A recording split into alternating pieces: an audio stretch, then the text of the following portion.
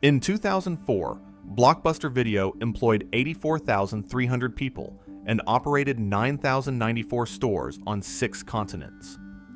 The company generated $5.9 billion in annual revenue. 1 in 4 American households held a Blockbuster membership card. At its peak, a new Blockbuster store was opening somewhere in the world every 17 hours. 84,300 employees. That is the entire population of a mid-sized American city. Every single one of them employed because a database engineer from Dallas had a better idea about how to run a video store. Let that sink in. Walk into any strip mall in America between 1990 and 2005, and there it was. The blue and yellow marquee, lit from the inside like a beacon. The smell of plastic cases and carpet and something close to anticipation. The new releases wall, 2 rows deep on a Friday afternoon, then bare by 7 o'clock. The rack of candy by the register. The laminated membership card in your wallet, worn at the corners. The argument in the car about what to get. The walk down. The horror aisle when your first choice was already checked out. Blockbuster didn't just rent movies. It built a ritual. Friday night in America, for the better part of 2 decades, belonged to Blockbuster. The company turned 65 million living rooms into theaters. It gave Hollywood a direct line to every family in the country. It took an industry that had been a chaotic collection of mom-and-pop shops. Limited inventory, no organization, tapes locked behind counters like contraband, and replaced it with something that looked and felt like the future. Clean stores, stocked shelves, a computerized checkout so fast it seemed like a small miracle in 1985. Custom inventory matched to your neighborhood's taste. 8,000 titles in the first store alone, when its nearest competitor carried fewer than 2,000. Then, something went catastrophically wrong. By 2010, those 9,094 stores had become 3,300, then 1,700, then 300. By January 2014, the last corporate-owned Blockbuster closed its doors. The 84,300 employees were gone. The signs came down. The parking lots emptied. The blue and yellow marquees that had once defined the American Friday night were replaced one by nail salons and dollar stores and chain pharmacies. Today, one franchise location remains open in Bend, Oregon, where it functions less as a video store than as a tourist attraction and a monument to a world that no longer exists. The original Blockbuster store, the first one ever opened, on Skillman Street in Dallas, Texas, is now an Applebee's. In 2000, 4 years before Blockbuster reached its peak, 2 men flew through the night on a chartered plane from California to Dallas. They arrived at the company's headquarters wearing shorts and flip-flops. They walked into a conference room on the 27th floor of the Renaissance Tower and sat down across from the most powerful man in the home entertainment industry. They had a proposal. They wanted to sell their struggling DVD by mail startup for $50 million. Blockbuster's CEO listened. Then he declined. The startup was called Netflix. It is now worth more than $300 billion. Blockbuster filed for bankruptcy a decade later with $900 million in debt and was sold.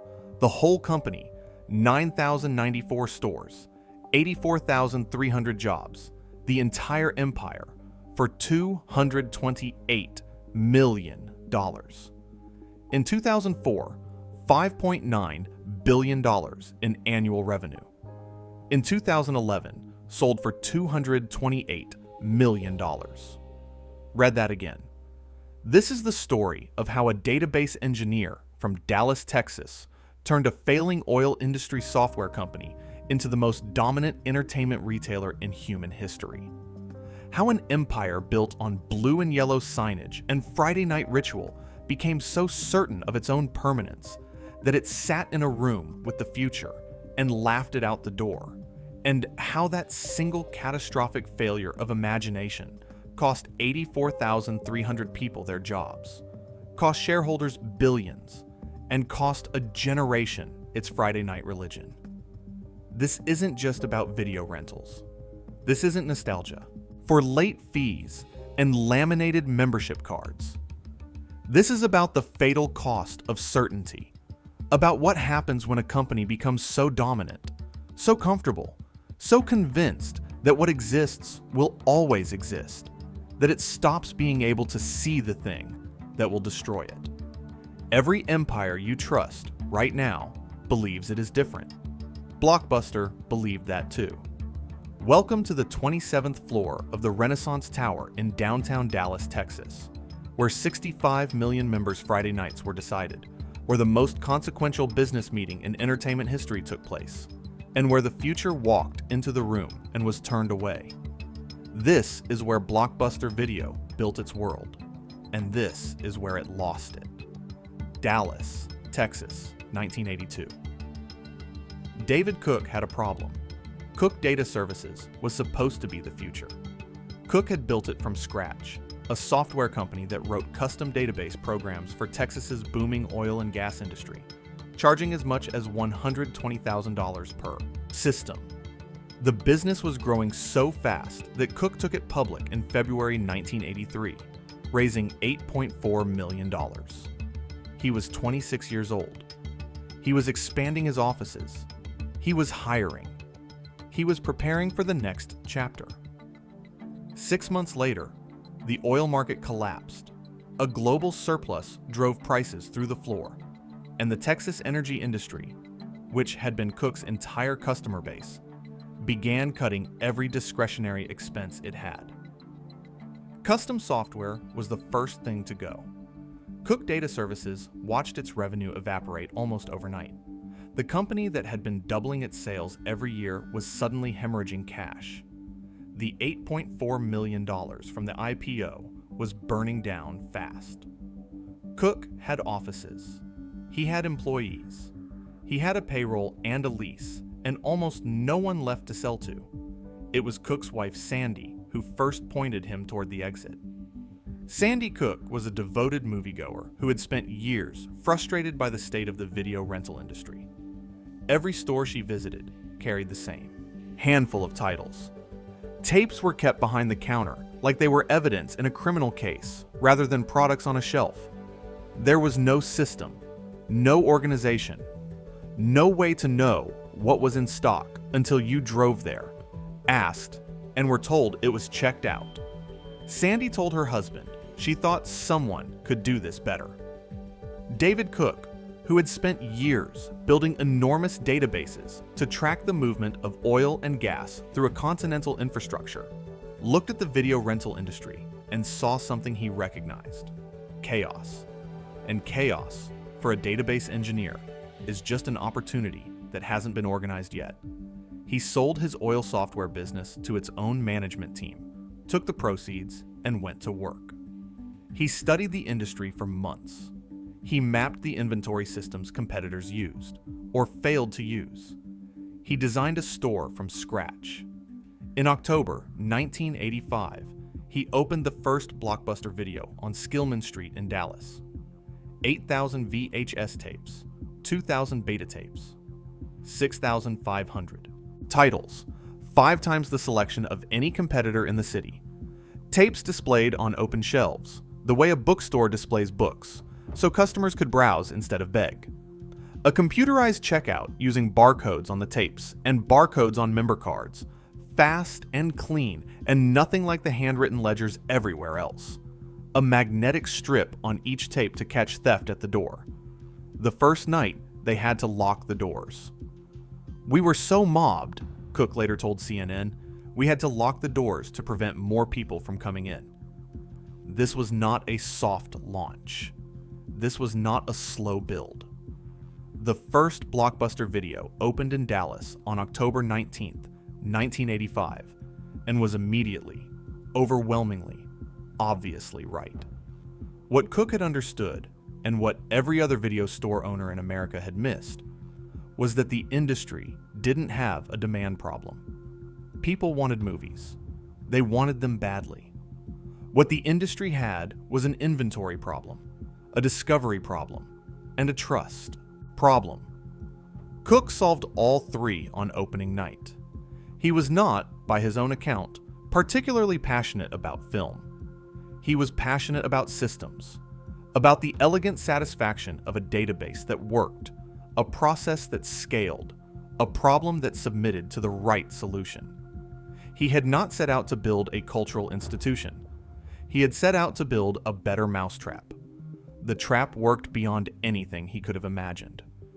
David Cook had built something that had never existed before, a video store run like a technology company. He just didn't know he was also building the prototype for an empire someone else was going to inherit. Enter Wayne Huizenga. In February 1987, 19 Blockbuster stores existed in the United States. That number is worth holding on to. 19. A regional chain. A promising concept with a handful of locations in Texas and Florida. David Cook had proven the model worked. He had not yet proven it could conquer a continent. That proof would come from someone else. Entirely. A man who had spent his career turning fragmented, chaotic industries into disciplined, scalable machines, and who looked at Blockbuster's 19 stores the same way he had once looked at a garbage truck, as the beginning of something much, much larger. Wayne Huizenga was not a man who arrived anywhere quietly. He had co-founded Waste Management in 1972 with a borrowed truck and a belief that the garbage disposal industry, scattered across thousands of independent family operators, running on handshakes and local relationships, could be consolidated, standardized, and scaled. By 1983, Waste Management was the largest garbage disposal company in the world. Huizenga had built a Fortune 500 company out of other people's trash. He understood, better than almost anyone alive, what happened when you applied discipline and capital to a fragmented market that had no dominant player. He had been looking for his next move. It was John Melk, an executive from Waste Management's international division, who first noticed Blockbuster. Melk had invested in a franchise location and was struck by its efficiency, the computerized inventory, the family-friendly model, the speed of checkout, the scale of selection. He brought the opportunity to Huizenga. Huizenga had reservations. He was not a movie person. He did not immediately see it. But when he looked at the numbers, at the explosive growth of the home video market, at the fragmentation of the competitive landscape, at the absence of any dominant national brand, he saw exactly what he had seen in garbage disposal 15 years earlier. A fragmented market without dominant players. A business that could be set up on a local basis, somewhere to throw up competitive barriers. In February 1987, Huizenga and Melk invested $18.6 million for a one-third stake in Blockbuster. Cook surrendered control. Huizenga moved headquarters to Fort Lauderdale. And then the machine started. The expansion numbers are staggering. By the end of 1987, 133 stores. Let that sink in. From 19 stores to 133 in a single year. By 1988, 400 stores, making Blockbuster the leading video rental chain in America. By the early 1990s, more than 1,000 locations. By 1992, 2,800 stores worldwide. The company was opening a new location every 24 hours. Every single day. A new Blockbuster. Somewhere. Every day. Huizenga did not build this through franchising. He bought it. He acquired Major Video. He acquired Errol's Video. He took over Britain's Ritz chain. He absorbed regional competitors, the way Waste Management had absorbed local garbage haulers, folding them into the blue and yellow brand and standardizing every detail. The signage, the no pornography policy that made families comfortable, the inventory system, the checkout process. He used the same playbook Ray Kroc had used to build McDonald's, and that he himself had used to build the world's largest waste company. Find a fragmented market. Establish standards. Scale without mercy. Here is the detail that gets overlooked in every Blockbuster post-mortem. Huizenga knew. As early as 1991, after Time Warner announced plans to upgrade its cable infrastructure, Blockbuster's stock dropped more than 10% in 3 days. Huizenga watched that and understood what it meant. He considered buying a cable company to hedge the threat. He looked at video on demand as an existential risk. He was not blind to the future. He simply concluded that the future was too uncertain and too expensive to fight, and that the smarter move was to sell before it arrived. In September 1994, Huizenga sold Blockbuster to Viacom for $8.4 billion. He walked away with more than $325 million personally. He had taken 19 stores and turned them into an $8 billion empire in 7 years. 7 years. And then he was gone. The man who built Blockbuster into an unstoppable force left before it faced its defining test. What he left behind was a massive, profitable, deeply physical business. Thousands of stores, hundreds of millions of square feet of retail space. A model built entirely on people driving to a location to pick up a physical object, at the precise historical moment when the world was about to stop doing exactly that. In September 1994, Viacom acquired Blockbuster for $8.4 billion. In September 1994, Sumner Redstone's Viacom paid $8.4 billion for Blockbuster Video. Redstone didn't want Blockbuster, not really. He wanted Paramount. The bidding war against QVC for Paramount Communications had become a public, expensive, ego-driven siege, and Viacom needed cash to win it. Blockbuster had cash. Blockbuster had the most predictable, reliable cash flow in American retail. Millions of customers every week paying a few dollars to borrow something they would return in 2 days. It was a perfect money machine. So Redstone bought the money machine, borrowed against it to fund his Paramount ambitions, and tucked Blockbuster into the Viacom portfolio alongside MTV and Nickelodeon and Paramount itself. For the next decade, Blockbuster existed to serve Viacom's balance sheet. The empire kept growing. It crossed 6,000 stores, then 7,000, then 8,000. But its capital was being extracted rather than reinvested. Every dollar Blockbuster generated was a dollar Viacom could use somewhere else.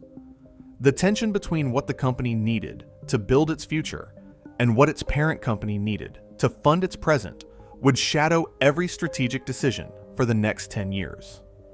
It didn't look like a problem yet. From the outside, Blockbuster in the late 1990s looked bulletproof. By 2004, the numbers were extraordinary. 9,094 stores on 6 continents. 84,300 employees worldwide. $5.9 billion in annual revenue. 65 million registered members. 1 active Blockbuster account for roughly every 4 Americans. The Renaissance Tower in downtown Dallas, where Blockbuster had moved its headquarters in 1996, hummed with the confidence of a company that had never lost. The 27th floor looked out over a city that contained, like every other major American city, dozens of Blockbuster locations within driving distance of almost every household. Think about that scale for a moment. 65 million members. At the time, that was more than the combined subscriber base of every cable news network in America. More than the circulation of every newspaper in the country combined. Blockbuster wasn't just a business. It was infrastructure. It was as woven into the fabric of American leisure as anything that had ever existed. In October 2004, Viacom spun Blockbuster off as an independent public company. John Antioco, who had served as CEO since 1997 and had spent 7 years watching Viacom drain the company's resources, was finally free. He had been here long enough to understand the threat that was building. Netflix had launched in 1997. It had 1 million subscribers by 2002 and was growing. And Tayoko could see what was coming. He launched Blockbuster Online that same October, the company's first genuine digital response, and began preparing for a war he knew was inevitable. It was, by any measure, too late to start, but it was not yet too late to win. Today, the Renaissance Tower at 1201 Elm Street still stands in downtown Dallas. Other businesses occupy its floors now. The 27th floor, where Blockbuster's executives once commanded a global empire where the most consequential meeting in entertainment history would take place, is an unremarkable stretch of corporate office space. There is no marker, no plaque, nothing to indicate that decisions made inside those walls shaped and then destroyed an industry. The building is still there. The company it housed is gone. This was the peak. This is the moment when everything worked. Every store stocked, every shelf full, every Friday night in America accounted for. The members were there. The revenue was there. The brand was there. It will never be this good again. But empires, as history teaches us, are easier to build than to maintain. By 2000, Blockbuster had done something no entertainment company had ever managed. It had made itself indispensable. Not useful, not popular. Indispensable. There is a difference. Useful things get replaced when something better comes along. Indispensable things become part of the architecture of daily life, so embedded in habit and ritual and expectation that people stop imagining the world without them.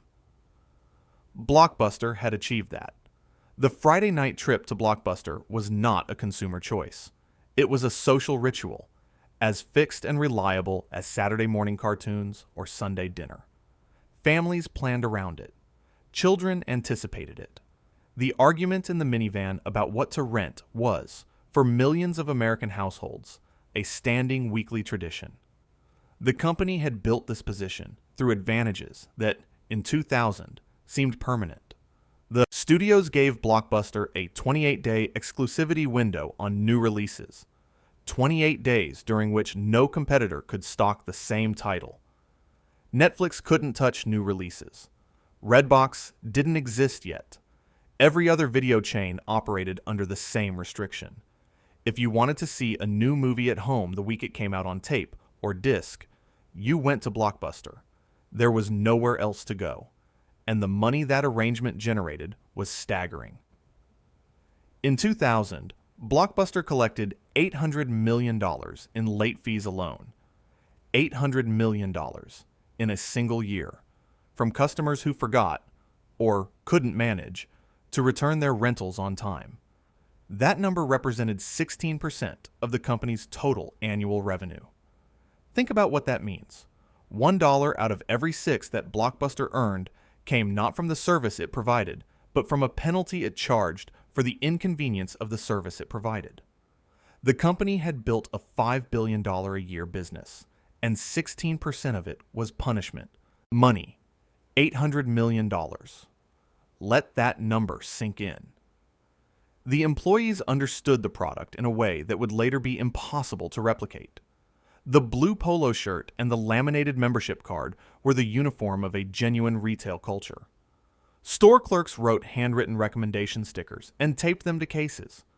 There were employees who knew every horror film on the shelf, every foreign drama in the back corner, every underrated action movie from 1994 that nobody asked for, but everybody loved once they took it home. The Sunday morning returns rush. The mad scramble when a title came back in stock. The genuine satisfaction on both sides of the counter of a good recommendation that paid off. None of that was scalable. None of it could be compressed into an algorithm. And none of it would matter in the end. But in 2000, it was real. And it was powerful. And it was Blockbusters. Meanwhile, in the margins of the industry, something small was happening. A DVD by mail. Service with a red envelope and a website had accumulated 300,000 subscribers. It was losing money. It had no new releases. It had no stores. It had no exclusivity agreements with any studio. Against Blockbuster's 65 million members and $800 million in penalty revenue and 9,000 locations staffed by human beings who knew the product, this thing, Netflix, was a rounding error. Or it looked like one. Here is what the $800 million in late fees actually represented. Beneath the revenue line, 800 million reasons for customers to resent the company they were paying. Every late fee was a small transaction of ill will. A moment where Blockbuster reminded a customer that its interests and the customer's interests were not aligned, and that in any conflict between them, Blockbuster would win and the customer would pay. The company had built a loyalty program on top of a punishment system and convinced itself the loyalty was real. Somewhere in Silicon Valley, a man named Reed Hastings had just paid $40 to return Apollo 13 6 weeks late. He was furious, and he was going to do something about it. So what did Blockbuster do when the first cracks appeared? In 1997, a former Blockbuster customer named Reed Hastings founded Netflix. The origin story has been told so many times it has become mythology, but the mythology is accurate. Hastings returned a copy of Apollo 13 6 weeks late and was charged $40. $40 for a rental. He drove to the gym afterward, annoyed, and, by his own account, too embarrassed to tell his wife what he'd done. And while he was there, he had a thought. The gym didn't charge late fees. You paid a monthly membership. You came when you wanted. You left when you wanted. Nobody penalized you for forgetting to show up on Tuesday. Why couldn't video rental work the same way? The answer, of course, was that video rental could work exactly the same way. Netflix launched its website in April 1998 with 925 titles available for DVD rental by mail. By 1999, it had introduced a flat monthly subscription with no late fees and no due dates. You picked your movies online. They arrived in red envelopes. You watched them when you wanted. You sent them back when you were done. Nobody charged you for forgetting. Inside Blockbuster's boardrooms, this development registered as a footnote. Netflix was a niche service for early DVD adopters, a group that, in 1998, numbered in the tens of thousands. Broadband internet was not yet widely available. Streaming was technologically a decade away. The idea that a DVD in the mail company could threaten a 6,000-store retail empire seemed to the people running that empire not merely unlikely, but faintly absurd. It should have been treated as something else entirely. The warning signs were not invisible. They had been present since 1991, when Time Warner announced plans to upgrade its cable infrastructure. Blockbuster's stock dropped more than 10% in 3 days. Huizenga had seen it, and spent the next 3 years searching for a hedge. A cable acquisition, a technology partnership, something. Before concluding the threat was too uncertain and selling the company instead. That 10% drop was the market delivering a verdict Blockbuster's leadership spent a decade refusing to hear. The physical store model had a ceiling, and the ceiling was lower than anyone wanted to admit. Then came the Enron deal. In mid-2000, Blockbuster announced what should have been its salvation, a 20-year partnership with Enron, the Houston-based energy company that was, at that moment, one of the most admired corporations in America, to build a nationwide video-on-demand streaming service. The deal was announced with fanfare. Blockbuster had content relationships. Enron had broadband infrastructure. Together, they would deliver movies directly to television sets. The future, it seemed, was finally arriving on Blockbuster's terms. 9 months later, Enron terminated the deal. The content supply wasn't sufficient. The technology wasn't ready. Enron itself was beginning the internal collapse that would end in the largest bankruptcy in American history.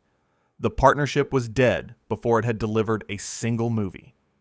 Blockbuster's path to streaming had evaporated, and the company moved on, back to its stores and its late fees and its 65 million members, as though the failure of the Enron deal was a setback rather than a signal.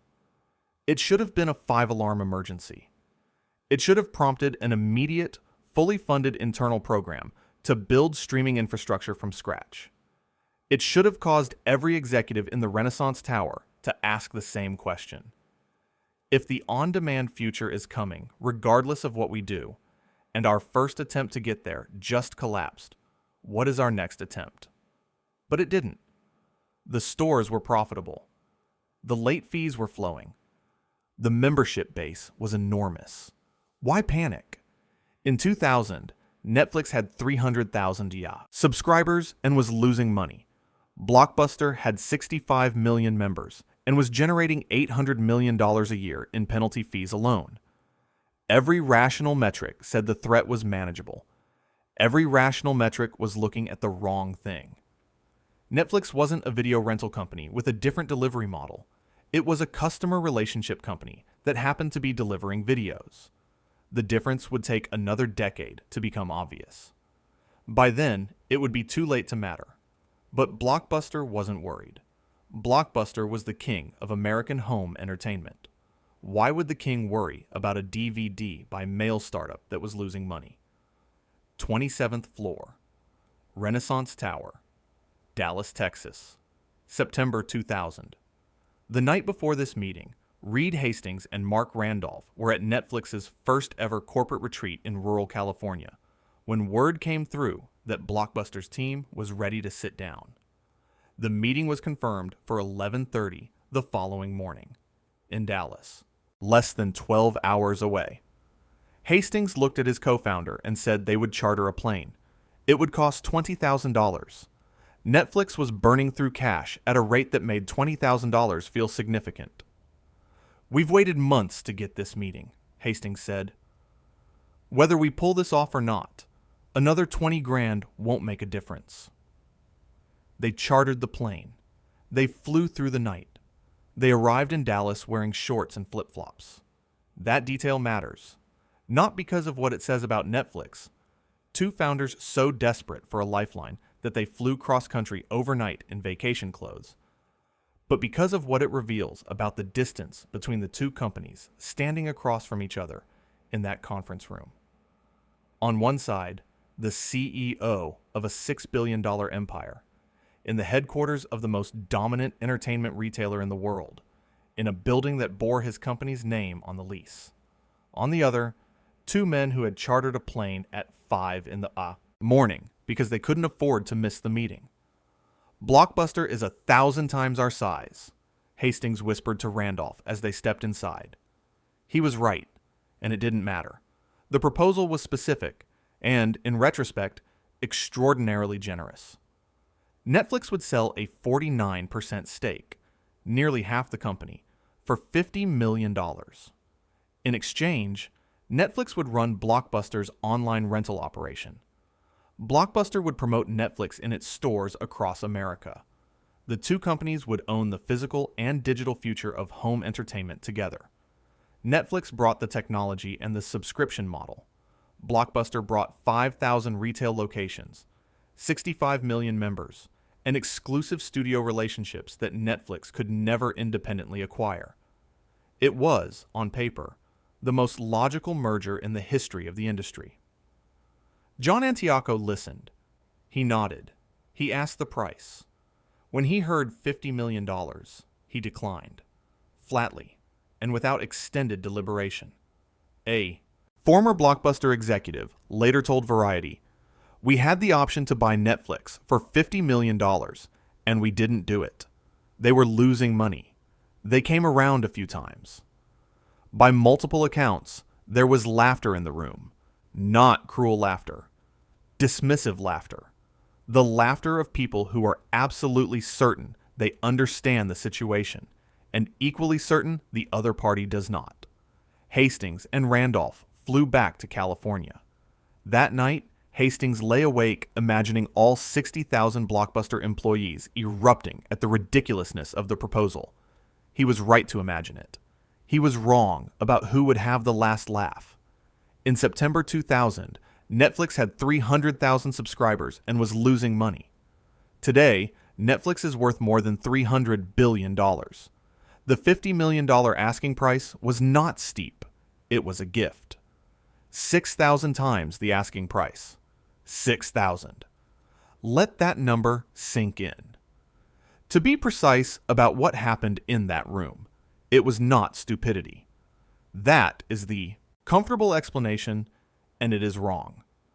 Antioco was a capable executive who had spent 8 years building Blockbuster's operational sophistication. In September 2000, the dot-com bubble was actively collapsing. Netflix was genuinely unprofitable. Streaming was not technically feasible for another 7 years. The $50 million price for a money-losing DVD by mail niche looked defensible in the moment. From inside the room, the decision was rational. That is exactly what makes it a tragedy, rather than a farce. The fatal decisions almost never look fatal at the time. They look like prudent stewardship. They look like protecting the core business. They look like the responsible choice. What Antioco missed was not Netflix the company. It was Netflix the idea. He looked at 300,000 subscribers receiving DVDs in red envelopes and saw a marginal competitor with a logistical gimmick. He should have looked at 300,000 customers who had consciously decided that waiting 2 days for a DVD in the mail was preferable to driving to a Blockbuster. He should have asked what those customers had in common. The answer was simple and devastating. Every single one of them had decided that Blockbuster's model, the trip, the late fees, the limited selection, the penalty for forgetting, was worth abandoning. They were not early adopters. They were the first wave of defectors. They had the future in that room, and they didn't recognize it. Hastings and Randolph left Dallas, went back to their struggling startup, and spent the next decade building the company that would replace the one that had just dismissed them. Blockbuster went back to its stores, its late fees, and its absolute certainty that the king of American home entertainment had nothing to fear from a money-losing envelope company. 4 years later, in early 2005, John Antioco's office phone rang. It was Carl Icahn. Carl Icahn is not a man who invests in companies because he likes their products. He is an activist investor, a term that sanitizes what is, in practice, a specific and ruthless strategy. Icahn identifies companies whose stock price he believes is depressed by weak management, poor capital allocation, or strategic drift. He acquires a significant stake. He makes noise, public criticism, shareholder letters, press interviews, proxy fights, until management capitulates, costs are cut, assets are sold, or the company is restructured in ways that boost the share price in the short term. Then, ideally, he exits with a substantial profit. The companies he leaves behind are sometimes stronger. Often, they are not. Several, RJR Nabisco, Motorola, TWA, bear the scars of his interventions for years afterward. Business journalists have a phrase for the pattern: Icahn's lift, a sharp spike in stock price when he announces his stake, followed frequently by a long decline. In 2004, Icahn began buying Blockbuster shares. He had noticed the company's failed bid to acquire Hollywood Video, a $700 million move that Blockbuster ultimately abandoned under FTC pressure, and concluded that the management team was making expensive, undisciplined decisions with shareholder money. By early 2005, Icahn owned nearly 10 million shares, a stake of approximately 9.7%. When Antioco's assistant told him Carl Icahn was on the phone, Antioco later wrote, "It was a complete surprise. I knew, of course, that Icahn was an activist shareholder," he recalled, "but I had no idea why he might be calling." He would find out quickly. Icahn's criticisms were public, specific, and relentless. Antioco was overcompensated. The Hollywood video attempt had been a disaster. The company was hemorrhaging money on its online business, which Icahn believed was a distraction from the profitable retail operation Blockbuster actually knew how to run. He initiated a proxy fight in early 2005, running a public campaign against management and soliciting shareholder votes to install his own representatives on the board. He won. Icahn secured 3 board seats for himself and for 2 handpicked directors, Strauss Zelnick and Edward Blyer. The board that had turned down Netflix in 2000 was now controlled, in significant part, by a man whose investment horizon was measured in months, not decades.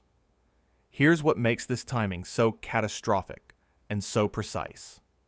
The same year Icahn began accumulating Blockbuster shares, 2004, was the year Antioco launched Blockbuster Online.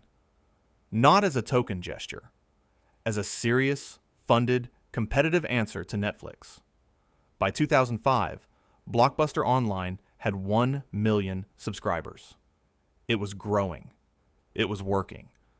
The company that had laughed Netflix out of a Dallas conference room 4 years earlier had finally, belatedly, built a genuine digital alternative. And the man who had spent 8 years running Blockbuster arrived at the most critical inflection point in the company's history with the wind at his back for the first time. Icahn arrived at precisely that moment and spent the next 2 years ensuring that Antioco could not finish what he had started. The proxy fight itself was, by Icahn's own later admission, one of the easiest of his career.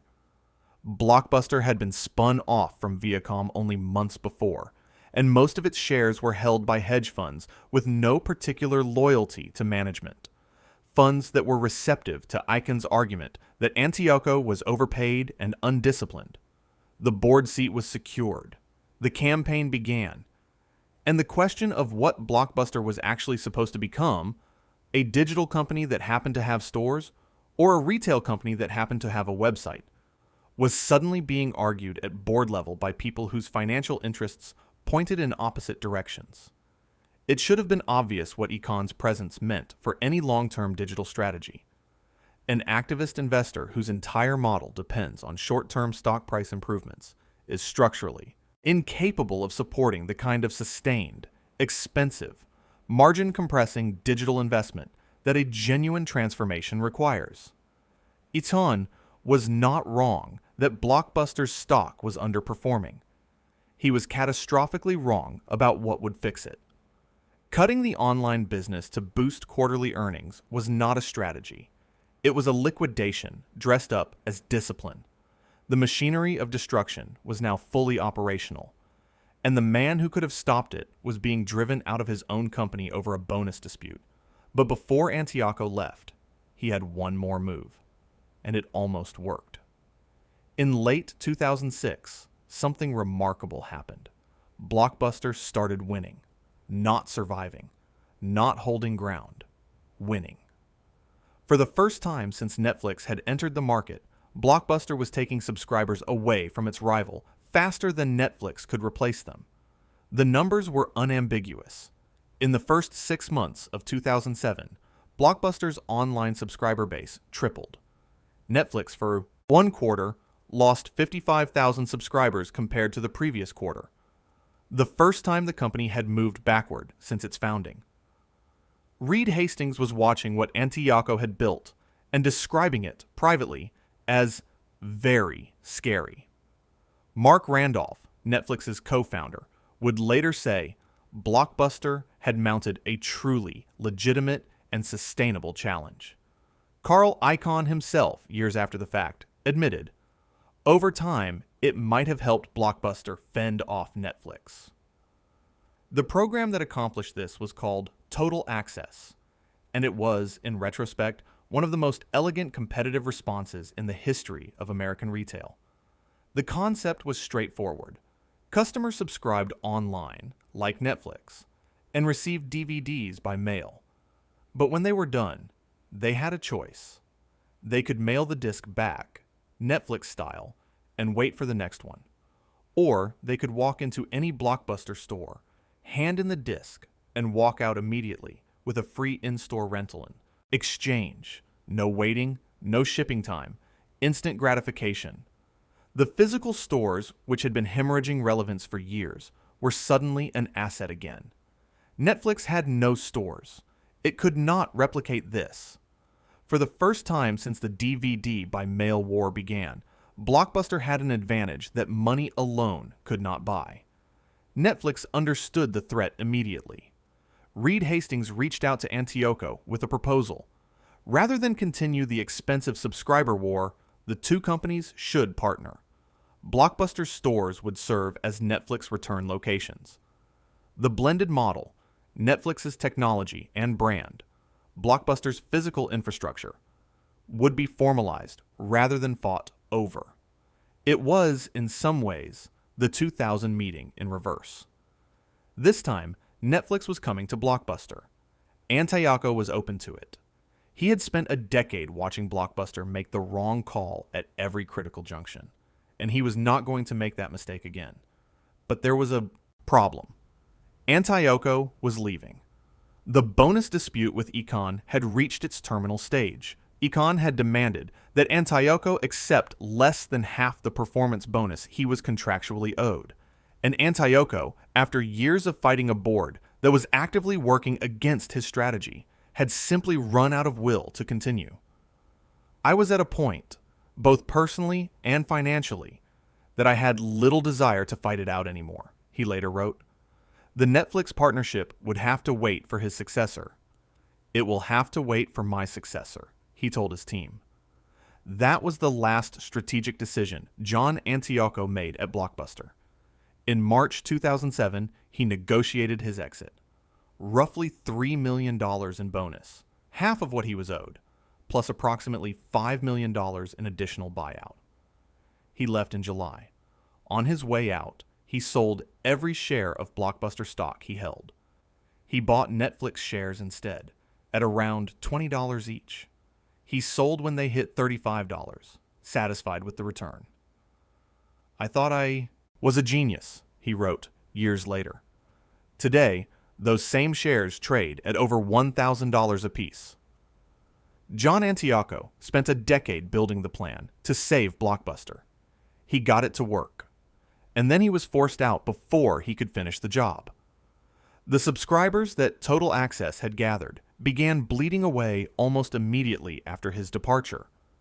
The Netflix partnership proposal that Hastings had put on the table went unanswered.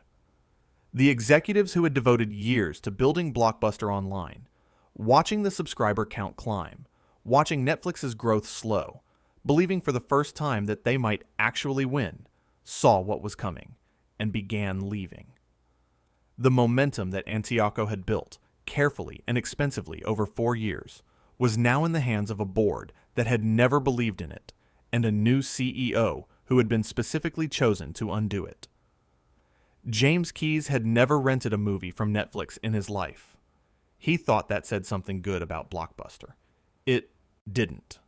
James Keyes was, by any measure, an excellent retail CEO. That is not a dismissal. It is the most precise description of the problem. Keyes had spent more than 2 decades at 7-Eleven, rising through every operational level before serving as president and CEO from 2000 to 2005. He had led a genuine turnaround, taking a convenience store chain that had filed for bankruptcy in 1991 and rebuilding it into a profitable, well-run operation. He understood physical retail with the depth that comes only from decades inside it. He understood inventory. He understood store-level economics. He understood how to make a brick-and-mortar business run cleanly and efficiently. What he did not understand, what nothing in his career had prepared him to understand, was how to run a company whose survival depended on destroying its own business model before a competitor did it first. Keyes arrived at Blockbuster in July 2007 and diagnosed the problem within his first week. The company had violated a bank covenant. Again, cash flow was deteriorating. The Total Access program was generating subscribers, but losing money on every one. each free in-store exchange cost Blockbuster approximately $2, and the hope that subscriber volume would eventually offset the loss required a patience that the balance sheet could not support. Keyes looked at this and reached a conclusion that was operationally coherent and strategically catastrophic. Blockbuster was spending too much on the online business and not enough on its stores. He acted on that conclusion with the efficiency of a man who had spent his career executing decisions quickly. Subscription prices for Blockbuster Online went up. The marketing budget for the online service was cut. The in-store exchange component of Total Access, the single feature that Netflix could not replicate, the advantage that had made Blockbuster's subscriber base triple in 6 months, the thing that was actually working, was eliminated. The cost savings were real and immediate. The damage was permanent. By the end of 2007, Blockbuster had lost 500,000 online subscribers in a single quarter. The company announced it would no longer report its subscriber count publicly. Think about that decision. A company so embarrassed by the speed of its own decline that it stopped telling investors how bad it was getting. Netflix, meanwhile, which had been losing ground to Total Access for the better part of a year, began growing again. The existential threat that Antioco had neutralized was back, stronger than before, and now unopposed. In 2008, a journalist asked Keyes about his primary competition. He named Apple. He named Walmart. When pressed specifically about Netflix, he said, "I've been frankly confused by this fascination that everybody has with Netflix. Netflix doesn't really have or do anything that we can't or don't already do ourselves." In May 2010, 3 months before Blockbuster filed for bankruptcy, he told Fast Company he didn't know where the suggestion that Netflix had contributed to Blockbuster's troubles was coming from. He denied his company was going bankrupt. He was wrong about all of it. But here is the part of the Keyes chapter that resists simple condemnation and deserves honesty. The debt that killed Blockbuster was not Keyes' debt. It was not Antioco's debt. It was Viacom's debt. The $905 million loan Blockbuster had been forced to take out in 2004 to pay a special dividend to Viacom shareholders as the price of its own independence.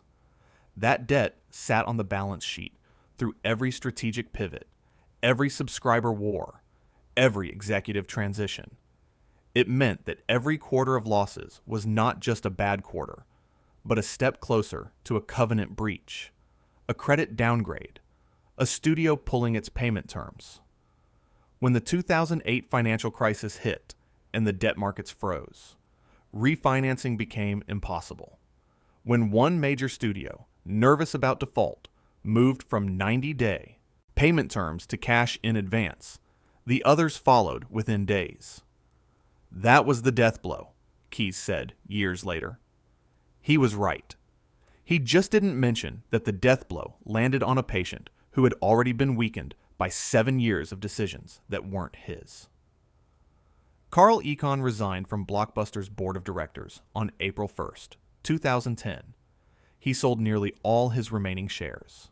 He would later call the investment the worst he had ever made. He did not mention that he had engineered the removal of the one man who was winning the fight and installed the man who ended it. On September 23, 2010, Blockbuster filed for Chapter 11 bankruptcy protection. September 23, 2010. Manhattan Federal Court. Southern District of New York. Case number 10-14997. Blockbuster filed for Chapter 11 bankruptcy protection with $900 million in debt, shrinking revenue it could no longer service, and 3,300 stores it had promised to keep open. The filing was not a surprise. The company had issued a bankruptcy warning in March, had missed a $42.4 million interest payment to bondholders in August, had watched its chief financial officer resign 11 days before the filing. The end had been visible for months. That visibility made it no less staggering. This was the company that had generated $5.9 billion in annual revenue 6 years earlier, the company that had employed 84,300 people, the company that had served 65 million members and owned the American Friday Night. Now it was in a Manhattan courthouse, asking a federal judge for protection from the creditors it could no longer pay. In April 2011, the bankruptcy court held an auction for substantially all of Blockbuster's remaining assets. The bidders included Carl Icahn, who arrived to profit from the corpse of the company he had helped kill, and a consortium of existing lenders. The winning bid came from Dish Network, a satellite television provider that saw in Blockbuster's brand and infrastructure a potential entry point into the streaming market it was desperate to enter. Dish's winning bid was valued at approximately $320 million. After adjustments for cash and inventory, the actual payment was $228 million. $228 million for the whole thing. Every store, every lease, every piece of the brand that had once been synonymous with American home entertainment. In 2004, Blockbuster generated $5.9 billion in revenue. In 2011, it sold for $228 million. 7 years. Not 7 decades. 7 years. Let that sink in. Dish had promised to keep 90% of the remaining stores open. The promise did not survive contact with the economics.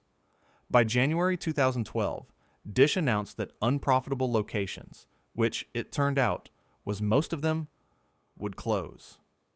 The store count fell from 1,700 to 1,000 to 500 to 300. In January 2014, Dish closed the last 300 company-owned Blockbuster stores in the United States. The blue and yellow signs came down. The parking lots emptied. The leases terminated. Roughly 2,800. Additional jobs vanished in that final wave alone. 84,300 employees at peak. 0 by the end. The physical evidence of the empire did not vanish cleanly. It dissolved, location by location, over the better part of a decade. Each dark storefront, a small, unremarked grave. The strip malls absorbed the vacancies. New tenants moved in. The carpet was torn out. The shelving was sold or scrapped. In city after city, the specific rectangle of retail space that had once been a Blockbuster became something else. A cell phone store, a discount furniture outlet, a gym. And within a year, the neighborhood had forgotten what had been there before. The original store, the first one, the location on Skillman Street in Dallas, Texas, where David Cook opened the doors on October 19th, 1985, where the crowds were so large that first night they had to lock the doors to prevent more people from coming in. The store that started everything is now an Applebee's. Not a museum. Not a historical marker. Not a monument to what was built there. An Applebee's. The company that charged Reed Hastings $40 for returning, Apollo 13 late, created the man who replaced it. The company that laughed a $50 million acquisition offer out of the room paid for that laugh with 84,300 jobs, a $5 billion empire, and the American Friday Night. The building where it all began now serves mozzarella sticks. But the story isn't over, because one store survived. Chapter 11, The Last One Standing. Target, 400 to 550 words. Location anchor, transition out. Type 4, question-based. Bend, Oregon. The intersection of US Route 20 and Revere Avenue. The blue and yellow sign is still lit. The shelves are still stocked.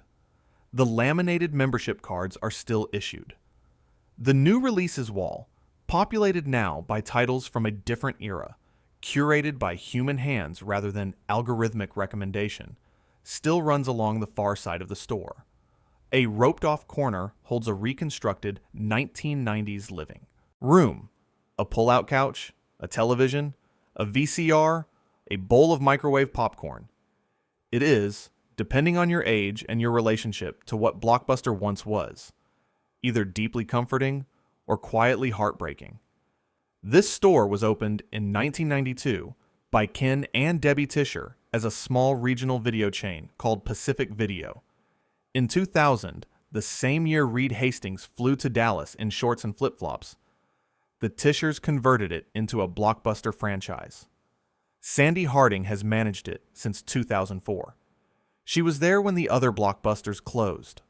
All of them. One by one, across the country, across the decade, the signs came down, and Harding kept this one open. When the last Alaska locations closed in July 2018, Bend became the last Blockbuster in the United States. When the final Australian stores went dark in March 2019, it became the last one on Earth. At that moment, something shifted. The store stopped being a video rental outlet that had outlasted its era and became something else. Entirely. A monument. A museum that still sells memberships. A tourist destination in a mid-sized Oregon city where visitors now arrive specifically to stand inside a building and feel the texture of a world that no longer exists anywhere else. The numbers tell the story of the transformation. The store stocks approximately 1,200 titles. It has around 4,000 active members who rent movies in the traditional sense. But by 2024, an estimated 80% of the store's revenue came not from rentals, but from merchandise. T-shirts, tote bags, fanny packs, a trucker hat that says, "Be Kind Rewind," a candle sold for $12.99 that smells like popcorn. People drive from across the Pacific Northwest and fly from across the country to buy a piece of something that everywhere else is gone. In 2020, Harding listed the store on Airbnb for 3 nights. For $4, 1 penny more than a standard rental fee, guests could sleep inside the last Blockbuster. Pull-out couch, beanbags, a VCR. As many movies as the night could hold, the slots were gone within hours. 9,094 stores to 1. Let that number sit. The final image of Blockbuster Video is not a bankruptcy filing or a shuttered storefront in a strip mall. It is a woman in Bend, Oregon, who has been running the same store for 20 years, selling fanny packs to people who want to remember what Friday night used to feel like. So, what do we make of all this? What does an empire of 9,094 stores that becomes a single tourist attraction in Oregon actually teach us? The autopsy has already begun, but the lessons are worth naming out loud. What killed Blockbuster is not what most people think. The easy answer is Netflix. The comfortable answer is technology.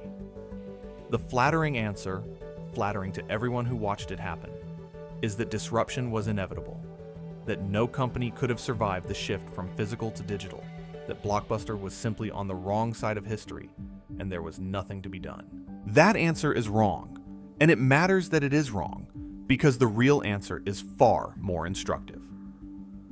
Lesson 1. Innovation is not optional, and dominance is not a substitute for it. Blockbuster had every resource Netflix needed and didn't have. More money, more customers, more employees, 28-day exclusive windows with every major studio in Hollywood, 65 million members whose rental histories represented the most valuable entertainment preference dataset in the world, years before Netflix's recommendation algorithm existed.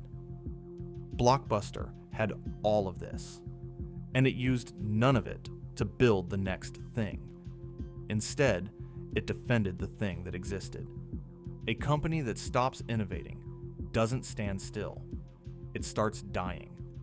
The pace is just slow enough at first that the people inside it can convince themselves the stillness is stability.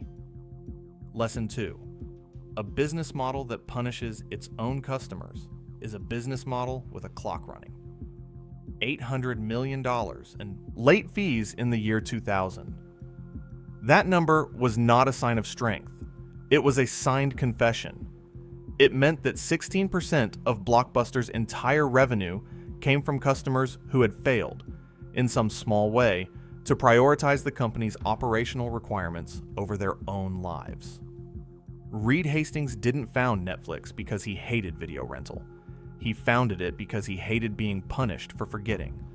Every customer who ever paid a Blockbuster late fee and felt that specific, petty sting of institutional indifference was a potential Netflix subscriber waiting to be activated. Hastings simply built the activation mechanism. Lesson 3.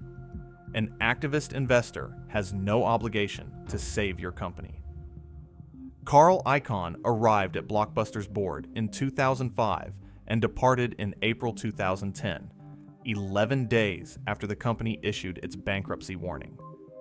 In the intervening 5 years, he engineered the removal of the CEO who was winning the digital war, installed a replacement whose instincts pointed in precisely the wrong direction, and spent the remainder of his tenure blocking the investments that might have allowed Blockbuster to survive. He later called it the worst investment he ever made. He did not call it the worst intervention he ever made, though the evidence would support that description considerably more. Things might have turned out differently, he wrote of the Antioco era. Might have. That word is doing the work of an entire verdict. Lesson 4. Debt is the accelerant. It is not the cause. Blockbuster's $900 million in debt, the legacy of Viacom's extraction, the price of its own independence, did not create the strategic failures that doomed the company, but it ensured that when those failures compounded, there was no room to recover. Reed Hastings said it plainly. If it hadn't been for their debt, they could have killed us. The debt converted every bad quarter into a potential covenant breach. It converted every strategic pivot into a fight with lenders. It stripped the company of the one resource that every failing business most desperately needs: time. The companies that survive disruption are not always the ones that move fastest. They are the ones that have enough runway to absorb the cost of moving at all. Here is the brutal truth that sits underneath all 4 lessons. Blockbuster was not uniquely foolish. The decisions that destroyed it were defensible at the time they were made. Turning down a money-losing startup for $50 million looked rational in September 2000. Protecting late fee revenue looked prudent in 2002. Removing an expensive CEO looked like shareholder responsibility in 2005. Refocusing on retail looked like operational discipline in 2007. Each individual decision, examined in isolation, made a kind of sense. The catastrophe was the accumulation, the pattern of choices that all pointed in the same direction, made by people who were all looking at the same metrics, all inside the same building, all certain of the same things. 19 years from a single store on a Dallas strip mall to 9,094 locations on 6 continents to a bankruptcy filing to a fanny pack in Bend, Oregon. They had the chance to buy the future for $50 million. They laughed. The future didn't. Every company you trust right now that believes it is too dominant to be disrupted should study Blockbuster. Not because Blockbuster was uniquely arrogant, because it was ordinary. It made the ordinary mistakes, and it paid an extraordinary price. What company do you see making the same mistakes today? What modern empire looks invincible to you right now and isn't? Tell me in the comments. I rid everyone. If you want more stories like this, subscribe. These stories matter. See you in the next one.